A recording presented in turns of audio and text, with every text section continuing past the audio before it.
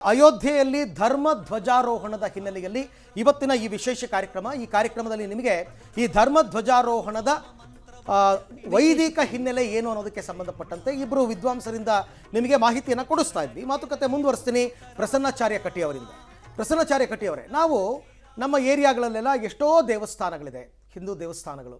ಎಲ್ಲ ದೇವಸ್ಥಾನದ ಗೋಪುರಗಳ ಮೇಲೂ ಕೂಡ ನಾವು ಭಗವಧ್ವಜವನ್ನು ನೋಡಲ್ಲ. ಕೆಲವು ದೇವಸ್ಥಾನಗಳಲ್ಲಿ ಮಾತ್ರ ಈ ಭಗವಧ್ವಜಗಳನ್ನ ಕಾಣ್ತೀವಿ. ನಿಯಮ ಇದೆಯಾ ಎಲ್ಲ ದೇವಸ್ಥಾನಗಳ ಗೋಪುರದ ಮೇಲೂ ಕೂಡ ಧ್ವಜ ಇರಬೇಕು ಅಂತ, ಅಥವಾ ಅದಕ್ಕೆ ಅಂತ ಏನಾದರೂ ವೈಶಿಷ್ಟ್ಯತೆ ಇದೆಯಾ ಈ ಧ್ವಜಾರೋಹಣದ ವಿಚಾರದಲ್ಲಿ? ಬಹಳ ಸೂಕ್ತವಾದ ಪ್ರಶ್ನೆಯನ್ನು ಕೇಳಿದ್ದೀರಿ. ನಮ್ಮಲ್ಲಿ ಶಾಸ್ತ್ರ ಒಂದು ನಿಯಮವನ್ನು ಹೇಳ್ತದೆ. ದೇಶ, ಕಾಲ, ಪಾತ್ರ, ಮಂತ್ರ, ತಂತ್ರ ಅಂತ ಆಯಾ ದೇಶಾನುಸಾರವಾಗಿ, ವಿಶೇಷವಾಗಿ ನಮ್ಮ ಸಹವಕ್ತೃಗಳಾದಂತಹ ಹಿರಿಯರಾದಂತಹ ಶೆಲ್ವಪಿಳ್ಳೆ ಅಯ್ಯಂಗಾರ್ ಅವರು ಇವಾಗ ಹೇಳ್ತಾ ಇದ್ದರು, ಉತ್ತರ ಭಾರತದಲ್ಲಿ ವಿಶೇಷವಾಗಿ ಕೆಲವೊಂದಿಷ್ಟು ದೇವಸ್ಥಾನಗಳನ್ನು ನಾವು ನೋಡಿದ್ದೀವಿ, ಕೇಳಿದ್ದೇವೆ. ಇವಾಗ ದ್ವಾರಕಾಧೀಶನ ದೇವಸ್ಥಾನ ಇರತಕ್ಕಂಥದ್ದು ಮತ್ತು ವಿಶೇಷವಾಗಿ ಪುರಿ ಜಗನ್ನಾಥ, ಧ್ವಜ ಅಂದಾಕ್ಷಣದಲ್ಲಿ ಜ್ಞಾಪಕ ಬರ್ತಕ್ಕಂತಹ ದೇವಸ್ಥಾನ ಅಂದರೆ ಅದು ಪುರಿ ಜಗನ್ನಾಥ ದೇವಸ್ಥಾನ ಅಂತ. ಅಲ್ಲಿ ವಿಶೇಷತೆ ಏನು ಅಂತಂದರೆ, ಒಂದು ವಿಜ್ಞಾನಕ್ಕೆ ಸವಾಲಾಗುವ ಹಾಗೆ ಇವತ್ತಿನ ಒಂದು ವೈಜ್ಞಾನಿಕ ಯುಗದಲ್ಲಿಯೂ ಕೂಡ ಪ್ರತಿನಿತ್ಯದಲ್ಲಿಯೂ ಕೂಡ ಅಲ್ಲಿ ಧ್ವಜ ಬದಲಾವಣೆ ಮಾಡಲಾಗ್ತದೆ. ಆ ಧ್ವಜ ಬದಲಾವಣೆ ಮಾಡುವುದಕ್ಕಾಗಿಯೇ ಒಂದು ವಿಶಿಷ್ಟವಾದ ದೈನಂದಿನ ಮುಹೂರ್ತ ಅಂತ ಕೂಡ ಒಂದು ಅಲ್ಲಿ ಅವರು ನಿಗದಿಪಡಿಸಿರ್ತಾರೆ. ಅಲ್ಲಿ ಏನಾಗ್ತಿದೆ ಅಂತಂದರೆ, ಗಾಳಿ ಯಾವ ದಿಕ್ಕಿಗೆ ಬೀಸ್ತಾ ಇರ್ತದೆಯೋ ಅದರ ವಿರುದ್ಧವಾದ ದಿಕ್ಕಿಗೆ, ಇವತ್ತೇನು ನೀವು ಕೇಳ್ತಾ ಇದ್ರಿ ಇಲ್ಲಿ ತ್ರಿಕೋಣಾಕಾರದ ಧ್ವಜ ಅಂತ, ಈ ತ್ರಿಕೋಣಾಕಾರ ಧ್ವಜ ಅದರ ವಿರುದ್ಧವಾದ ದಿಕ್ಕಿಗೆ ಒಂದು ವಿಶಿಷ್ಟವಾಗಿ ಚಲನೆ ಆಗ್ತಕ್ಕಂತಹದ್ದನ್ನು ನಾವು ಕಾಣಬಹುದು. ಆ ನಿಟ್ಟಿನಲ್ಲಿ ಇದು ಮೊದಲೇ ಇವಾಗ ಹೇಳಿದ ಹಾಗೆ, ತಿಳಿಸಿದ ಹಾಗೆ ನಾಗರ ಶೈಲಿಯಲ್ಲಿ ಅಂತಕ್ಕಂಥದ್ದು ಒಂದು ಮುಖ್ಯ. ಅದಲ್ಲದೇನೆ ಉತ್ತರ ಭಾರತದಲ್ಲಿ ನಡೀತಕ್ಕಂತಹ ಒಂದು ವಿಶಿಷ್ಟವಾದ ಸಂಪ್ರದಾಯ ಪದ್ಧತಿ ಎಂಬುದಾಗಿಯೂ ಕೂಡ ನಾವು ಇದನ್ನು ಕಾಣಬಹುದು. ಇನ್ನನೇಕ ಪ್ರಸಂಗಗಳಲ್ಲಿ ರಥದ ಮೇಲೆ ಹೇಳಿದರು. ರಥದ ಬಗ್ಗೆ ಕೇಳುವಾಗ ಅಲ್ಲಿ ಒಂದು ವೈಶಿಷ್ಟ್ಯವನ್ನು ತಿಳಿಸ್ತಾರೆ. ಕೃಷ್ಣಾರ್ಜುನರ ಒಂದು ಪ್ರಸಂಗದಲ್ಲಿ ಏನಾಗ್ತಾ ಇದೆ ಅಂತಂದರೆ, ಯುದ್ಧವನ್ನು ಮುಗಿಸಿಕೊಂಡು ಬಂದ ನಂತರದಲ್ಲಿ ಮೊದಲಿಗೆ ಯಾವಾಗಲೂ ಸಂಪ್ರದಾಯ ಹೇಗಿರ್ತದೆ ಅಂತಂದರೆ, ಸಾರಥಿ ಇಳಿತಾನೆ, ತದನಂತರದಲ್ಲಿ ರಥಾರೂಢನಾದಂತಹ ರಾಜ ಇಳಿಬೇಕು. ಆದರೆ ಯುದ್ಧ ಎಲ್ಲ ಮುಗಿಸಿಕೊಂಡು ಬಂದ ನಂತರದಲ್ಲಿ ಮೊದಲಿಗೆ ಕೃಷ್ಣ ಹೇಳ್ತಾನೆ ಅರ್ಜುನನಿಗೆ ಇಳಿಲಿಕ್ಕೆ. ಕಾರಣ ಏನು ಅಂತಂದರೆ, ಈ ರಥದ ಮೇಲೆ ಏನಾಗಿದೆ ಅಂತಂದರೆ ಬ್ರಹ್ಮಾಸ್ತ್ರಗಳ ಮಂತ್ರಪೂರಿತವಾದಂತಹ ಅಸ್ತ್ರಗಳ ಪ್ರಯೋಗ ಅಂತಕ್ಕಂಥದ್ದಾಗಿದೆ. ಅದು ಅಲ್ಲಿ ಕೃಷ್ಣ ಸನ್ನಿಹಿತನಾಗಿದ್ದಕ್ಕೆ ಆ ಯಾವ ಪ್ರಭಾವವೂ ಆ ಭೌತಿಕವಾದ ಒಂದು ಏನು ರಥ ಉಂಟಲ್ಲ, ಅದು ಜಡವಾದ ರಥದ ಮೇಲೆ ಆಗಿರೋದಿಲ್ಲ ಕೃಷ್ಣ ಇರುವುದರಿಂದ. ಕೃಷ್ಣ ಇಳಿದು ತದನಂತರದಲ್ಲಿ ಆ ಯಾವ ಧ್ವಜವನ್ನು ತೆಗೆದ ನಂತರದಲ್ಲಿ ಪ್ರಾಣದೇವರು, ಮುಖ್ಯ ಪ್ರಾಣದೇವರು ಇರತಕ್ಕಂತಹ ಒಂದು ಏನು ಧ್ವಜವನ್ನು ತೆಗೆದ ನಂತರದಲ್ಲಿ ರಥವೆಲ್ಲವೂ ಕೂಡ ಸುಟ್ಟು ಭಸ್ಮ ಆಗ್ತಾ ಇದೆ. ಧ್ವಜದಲ್ಲಿ ಇರತಕ್ಕಂತಹ ಒಂದು ವಿಶಿಷ್ಟವಾದ ಶಕ್ತಿಯನ್ನು ಕೂಡ ಆ ನಿಟ್ಟಿನಲ್ಲಿ ನಾವು ಚಿಂತನೆಯನ್ನು ವಿಶೇಷವಾಗಿ ಮಾಡಬಹುದು. ಅದಲ್ಲದೇನೆ ಇದು ದಕ್ಷಿಣ ಪ್ರಾಂತದಲ್ಲಿ ಕೆಲವೊಂದಿಷ್ಟು ಭಾಗದಲ್ಲಿ ಇದರ ಪದ್ಧತಿಗಳು ಕಡಿಮೆ ಉಂಟು. ಓಕೆ ಆಚಾರ್ಯರೇ, ಹಾಗೆ ಸಂಪರ್ಕದಲ್ಲಿರಿ. ಶೆಲ್ವಪಿಳ್ಳೆ ಅಯ್ಯಂಗಾರ್ ಅವರೇ, ನಾನು ಧ್ವಜದ ಚಿಹ್ನೆಗಳ ಬಗ್ಗೆ ಕೇಳ್ತಾ ಇದ್ದೆ. ಕೋವಿದಾರ ವೃಕ್ಷ, ನಮಗೆಲ್ಲ ದಿವ್ಯ ವೃಕ್ಷಗಳು ಗೊತ್ತು, ಪಾರಿಜಾತ, ಕಲ್ಪವೃಕ್ಷ. ಈ ಕೋವಿದಾರದ ವೃಕ್ಷದ ಬಗ್ಗೆ ಸುಮಾರು ಜನ ಈಗ ಈ ಸಿಂಬಲ್ ನೋಡಿದ್ಮೇಲೆ ಹುಡುಕೋದಕ್ಕೆ ಸ್ಟಾರ್ಟ್ ಮಾಡಿದ್ದಾರೆ. ಕೋವಿದಾರದ ಬಗ್ಗೆ ಪುರಾಣ ಏನು ಹೇಳುತ್ತೆ, ಇತಿಹಾಸ ಏನು ಹೇಳುತ್ತೆ ಅಂತ ಹೇಳ್ಬೋದಾ? ಈಗ ನಾನು ನಿಮಗೆ ಹೇಳ್ತಾ ಇದ್ದೆ, ಈ ಮರಗಳನ್ನ ಹೇಳುವಾಗ ಮರಗಳಲ್ಲಿ 3 ವಿಧವಾದ ಮರಗಳನ್ನ ಹೇಳಿದ್ದಾರೆ. 3 ಮರಗಳು ಯಾವುದು ಅಂದ್ರೆ, ಹಾಲು ಬರುವಂತಹ ಅಂದ್ರೆ ಕತ್ತರಿಸಿದರೆ ರಸ ಬರುವಂತಹ ಮರಗಳು, ಕತ್ತರಿಸಿದಾಗ ರಸ ಬರದೇ ಇರುವಂತಹ ಮರಗಳು ಅಂದ್ರೆ ಒಣಗಿ ಹೋಗಿರುವಂತಹ ಮರಗಳು, ಮತ್ತು ಮುಳ್ಳಿರುವ ಮರಗಳು. ಇದು 3 ರೀತಿಯಾದಂತಹ ಮರ. ಈ ಸಮೃದ್ಧಿಯನ್ನ ಸೂಚಿಸುವಂತಹ ಮರಗಳು ಹಾಲು ಬರುವಂತಹ ರಸ ಬರುವಂತ ಮರಗಳು. ಸೊ ಇವು ಉದಾಹರಣೆಗೆ ನೀವು ನೋಡ್ಬೋದು, ಮಾವಿನ ಮರ ಕಟ್ ಮಾಡಿದ್ರೆ ಆ ಮಾವಿನಕಾಯಿ ಕಟ್ ಮಾಡಿದ ತಕ್ಷಣ ಒಂದು ರಸ ಬರುತ್ತೆ. ಅದೇ ತರ ಬೇವಿನ ಮರದಲ್ಲಿ ಒಂದು ರಸ ಬರುತ್ತೆ. ಹೀಗೆ ಹಾಲು ಕೊಡುವ ಮರಗಳು ಬಹಳ ದೀರ್ಘಕಾಲ ಅದಕ್ಕೆ ಒಳ್ಳೆಯದು ಅಂತ ಹೇಳಿದ್ದಾರೆ. ಅಂತಹ ಒಂದು ವೃಕ್ಷದ ಮಾರ್ಗದಲ್ಲಿ ಬರೋದೇ ಈ ಕೋವಿದಾರ ಅಂತ. ಇದಕ್ಕೆ ಕೋವಿದಾರಾಗೆ ನಾವು ಏನು ಸೈಂಟಿಫಿಕ್ ನೇಮ್ ಹೇಳಿದ್ರೆ ನಮಗೆ ಅರ್ಥವೇ ಆಗೋದಿಲ್ಲ. ಯಾಕಂದ್ರೆ ಇತ್ತೀಚೆಗೆ ಏನಾಗ್ತಾ ಇದೆ ಅಂತಂದ್ರೆ, ನಮ್ಮ ಈ ಮೊಬೈಲ್ ಪ್ರಪಂಚದಲ್ಲಿ ನಾವು ಯಾವ ಮರಗಳು ಅಂತ ಗುರುತಿಸೋದೇ ಕಡಿಮೆ ಮಾಡಿಬಿಟ್ಟಿದ್ದೀವಿ. ಸೊ ಈ ಕೋವಿದಾರ ಹಿಂದೆ ಎಲ್ಲ ಕಾಡುಗಳಲ್ಲಿಯೂ ಇತ್ತು ಅಂತ ಹೇಳ್ತಾರೆ. ಪ್ರಾಮಾಣಿಕವಾಗಿ ನಾನು ಹೇಳ್ತೀನಿ, ಕೋವಿದಾರ ಮರದ ಬಗ್ಗೆ ಎಲ್ಲ ಪುರಾಣಗಳಲ್ಲಿ, ಶಾಸ್ತ್ರಗಳಲ್ಲಿ, ಮಹಾಭಾರತದಲ್ಲಿ, ರಾಮಾಯಣದಲ್ಲಿ ಬಂದಿದ್ರೂ ಕೂಡ ನಮ್ಮ ಕೈಲಿ ಅದನ್ನ ಗುರ್ತಿಡಿಯೋಕ್ ಆಗೋದಿಲ್ಲ. ಹೌದು ಹೌದು, ನಿಜ ನಿಜ. ಇದರ ಜೊತೆಗೆ ಅದೇ ಸತ್ಯ. ಆದ್ರೆ ಕೋವಿದಾರ ಅನ್ನೋದನ್ನ ಅತ್ಯಂತ ಪವಿತ್ರವಾದ ಮರ ಅಂತ ಹೇಳಿ ರಾಮಾಯಣದಲ್ಲಿ ಹೇಳಿದ್ದಾರೆ. ಗುರುಗಳ ಈ ವಿಚಾರವಾಗಿ ಮಾತಾಡೋಣ. ನೋಡಿ, ಈಗ ದೃಶ್ಯದಲ್ಲಿ ನೇರ ಪ್ರಸಾರದಲ್ಲಿ ತಾವೀಗ ಗಮನಿಸ್ತಾ ಇದ್ದೀರಾ, ಪ್ರಧಾನಿ ಮೋದಿ ಅವರು ಈಗ ಅಯೋಧ್ಯೆಯ ದೇವಸ್ಥಾನಗಳು, ನಾನು ಆಗಲೇ ಆರಂಭದಲ್ಲಿ ಹೇಳ್ತಾ ಇದ್ದೆ, ಮೂಲ ದೇವರ ಸುಪ್ತ 7 ಸಪ್ತ ಮಂದಿರಗಳ ನಿರ್ಮಾಣ ಆಗಿದೆ. ಆ ಸಪ್ತ ಮಂದಿರಗಳ ದೇವಸ್ಥಾನಕ್ಕೆ ಪ್ರಧಾನಿ ಮೋದಿ ಅವರು ಭೇಟಿ ಕೊಟ್ಟಿದ್ದಾರೆ. ಮಹರ್ಷಿ ವಸಿಷ್ಠ ಮಂದಿರ, ಮಹರ್ಷಿ ವಿಶ್ವಾಮಿತ್ರ ಮಂದಿರ, ಮಹರ್ಷಿ ಅಗಸ್ತ್ಯ ಮಂದಿರ, ಮಹರ್ಷಿ ವಾಲ್ಮೀಕಿ ಮಂದಿರ, ಅಹಲ್ಯಾದೇವಿ ಮಂದಿರ, ನಿಷಾದ್ ರಾಜ್ ಗುಹಾ ಮತ್ತು ಮಾತಾ ಶಬರಿ ಮಂದಿರ, ಸಪ್ತ ಮಂದಿರಗಳಿಗೆ ಈಗ ಅವರು ಭೇಟಿಯನ್ನು ಕೊಟ್ಟು ಅಲ್ಲಿನ ವಿಗ್ರಹಗಳಿಗೆ ನಮಸ್ಕಾರವನ್ನು ಮಾಡಿ ವಿಶೇಷ ಪೂಜೆಯನ್ನು. ಇದು ಮಹರ್ಷಿ ವಾಲ್ಮೀಕಿ ಮಂದಿರ, ನೀವು ನೋಡ್ತಾ ಇರ್ತಕ್ಕಂಥದ್ದು ಮಹರ್ಷಿ ವಾಲ್ಮೀಕಿ. ಅಂದರೆ ತ್ರೇತಾಯುಗದಲ್ಲಿ ರಾಮಾಯಣ ಏನಾಯಿತು, ರಾಮಾಯಣದ ಮೂಲ ಕರ್ತೃಗಳಾಗಿರಬಹುದು ಅಥವಾ ಸಪ್ತ ಋಷಿಗಳ ಪೈಕಿ 4 ವಸಿಷ್ಠ, ವಿಶ್ವಾಮಿತ್ರ, ಅಗಸ್ತ್ಯ ಮತ್ತು ವಾಲ್ಮೀಕಿ, ಇವರ ಮಂದಿರಗಳನ್ನು ಅಲ್ಲಿ ನಿರ್ಮಾಣ ಮಾಡಿರ್ತಕ್ಕಂಥದ್ದು. ಆ ನೇರ ದೃಶ್ಯವನ್ನು ತಾವು ಗಮನಿಸ್ತಾ ಇದ್ದೀರಾ. ಬಹಳಷ್ಟು ಜನ ಅಯೋಧ್ಯೆಗೆ ಆರಂಭದಲ್ಲಿ ಹೋಗಿದ್ದವರಿಗೆ ಇದ್ಯಾವುದು ನೋಡಿರೋದಕ್ಕೆ ಸಿಕ್ಕಿರೋದೇ ಇಲ್ಲ, ಯಾಕೆಂದರೆ ಇದೆಲ್ಲ ನಿರ್ಮಾಣ ಆಗಿದ್ದು ಇತ್ತೀಚೆಗೆ, ಈಗ ಆಗಿರ್ತಕ್ಕಂಥದ್ದು.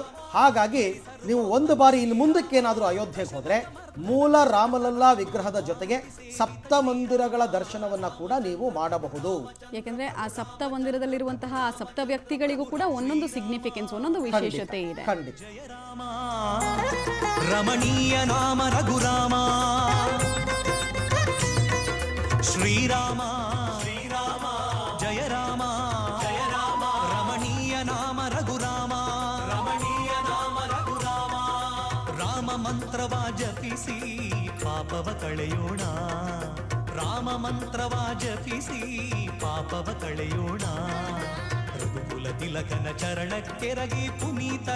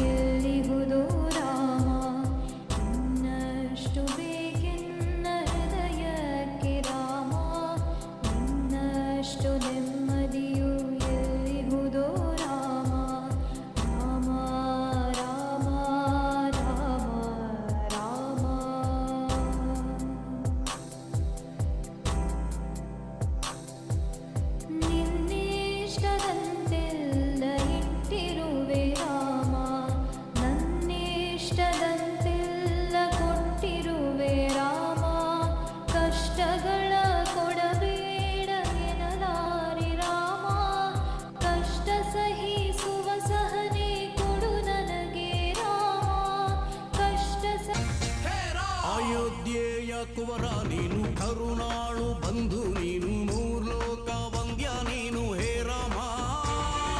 ಕೌಸಲ್ಯ ಕಂದ ನೀನು, ಪವಮಾನನ ಬಂಧು ನೀನು, ವೈದೇಹಿ. ರೈಟ್, ಇದರ ಬಗ್ಗೆನೇ ಮಾತುಕತೆ ಆಡೋದೇ ಆದರೆ ನಾನೀಗ ಮತ್ತೆ ಡಾಕ್ಟರ್ ಶೆಲೋಪಿಳ್ಳ ಅಯ್ಯಂಗಾರ್ ಅವರ ಬಳಿ ಹೋಗ್ತಾ ಇದ್ದೀನಿ. ಗುರುಗಳೇ, ಸಪ್ತ ಮಂದಿರಗಳ ನಿರ್ಮಾಣ ಆಗಿದೆ. ಆ ಮುಕ್ತಾಯ ಆದ ನಂತರನೇ ಇವತ್ತು ಧರ್ಮ ಧ್ವಜಾರೋಹಣ ಆಗ್ತಾ ಇದೆ. ಸಪ್ತ ಮಂದಿರಗಳ ವಿಚಾರದ ಬಗ್ಗೆ ನಾನು ಕೇಳೋದಾದರೆ, ಸಪ್ತ ಋಷಿಗಳಲ್ಲಿ 4 ಋಷಿಗಳಿಗೆ ಮಂದಿರವನ್ನು ನಿರ್ಮಾಣ ಮಾಡಿದ್ದಾರೆ. ಯಾಕೆ 7 ಋಷಿಗಳಿಗೆ ಮಂದಿರ ನಿರ್ಮಾಣ ಮಾಡಲಾಗಿಲ್ಲ ಅಂತ ನನಗೊಂದು ಪ್ರಶ್ನೆ ಮೂಡಿತು. ವಸಿಷ್ಠ, ವಿಶ್ವಾಮಿತ್ರ, ಅಗಸ್ತ್ಯ ಮತ್ತು ವಾಲ್ಮೀಕಿಯ ಮಂದಿರಗಳ ವೈಶಿಷ್ಟ್ಯತೆಯ ಬಗ್ಗೆ ತಾವು ತಿಳಿಸ್ಕೊಡ್ಬೇಕು ಅಂತ. ಇಲ್ಲಿ ಏನಾಗಿದೆ, ರಾಮಾಯಣದಲ್ಲಿ ನನಗೆ ಬೇರೆ ಒಂದು ಶಬ್ದ ಕೇಳಿಸ್ತಾ ಇದೆ. ಗುರುಗಳೇ, ಇಲ್ಲ ಮಾತಾಡಿ, ಕೇಳಿಸ್ತಾ ಇದೆ, ನಿಮ್ಮ ಧ್ವನಿ ಕೇಳಿಸ್ತಾ ಇದೆ, ಮಾತಾಡಿ. ರಾಮಾಯಣದಲ್ಲಿ ಸಪ್ತ ಋಷಿಗಳು, ಆಕ್ಚುಲಿ ಭಾರತದ ಸನಾತನ ಧರ್ಮದಲ್ಲಿ ಪುಲಸ್ತ್ಯ, ಪುಲಹ, ಕೃತು, ಅಗಸ್ತ್ಯ ಇತ್ಯಾದಿ ಸಪ್ತ ಋಷಿಗಳನ್ನ ಮಾಡಬೇಕಾಗಿತ್ತಲ್ಲ. ಇಲ್ಲಿ ಸಪ್ತ ಋಷಿಗಳನ್ನ ಮಾಡಿಲ್ವಲ್ಲ, ಕಾರಣ ಏನು ಅನ್ನುವಂತಹ ಜಿಜ್ಞಾಸೆಗೆ ಉತ್ತರ ಏನಪ್ಪಾ ಅಂತಂದ್ರೆ, ಇಲ್ಲಿ 7 ಋಷಿಗಳ ವಿಚಾರವನ್ನ ಮಾಡಿಲ್ಲ. ಆ ರಾಮಾಯಣ ಕಥನ ಕಾವ್ಯಕ್ಕೆ ಯಾರೆಲ್ಲ ಸಂಬಂಧಪಟ್ಟಿದಾರೋ ಅವರನ್ನು ಮಾತ್ರ ಮಾಡಿದ್ದಾರೆ.